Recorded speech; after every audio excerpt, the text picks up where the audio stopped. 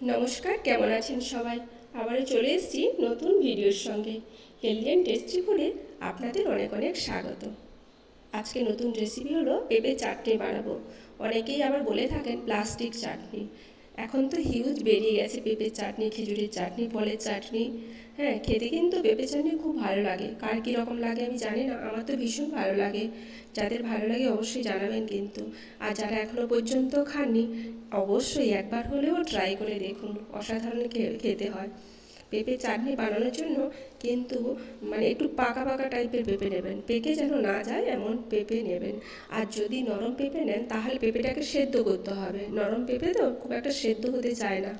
আর পেঁপেটাকে আমি চুড়ে নিয়েছি, আপনারা যদি বটিতে পাতলা পাতলা করে কাটতে পারেন সেটাতেও হবে, খেতে কিন্তু অসাধারণ লাগে। প্রথমে আমি জলকে গরম হতে দিয়েছি, তেজপাতা দিয়ে দিয়েছিলাম, ওই চিনি জলটা ফুটতেছিল। চিনি জলটা যখনই মোটা হয়ে আসবে, হালকা চিটচিটে ভাব হয়ে আসবে, হাতে একটু দেখে নেবেন, তখনই এই পেঁপেটাকে দিয়ে দেবেন, দিয়ে নাড়তে থাকবেন হালকা করে।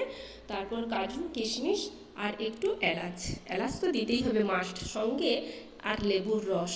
এটা অবশ্যই, লেবুর রস না দিলে কিন্তু খেতে কিন্তু ভালো লাগবে না, আর সেই টেস্ট আসবে না। অসাধারণ খেতে হয়, অবশ্যই কিন্তু একবার হলে ট্রাই করবেন। আর যারা খেয়েছেন কেমন খেতে হয় অবশ্যই কিন্তু জানাবেন। আমার তো ভীষণ ভালো লাগে খেতে, আমার বলতে বলতে জিভ দিয়ে জল বেরিয়ে আসছে, এত খেতে ভালো লাগে। আমি ভীষণ খেতে পছন্দ করি পেঁপে চাটনি।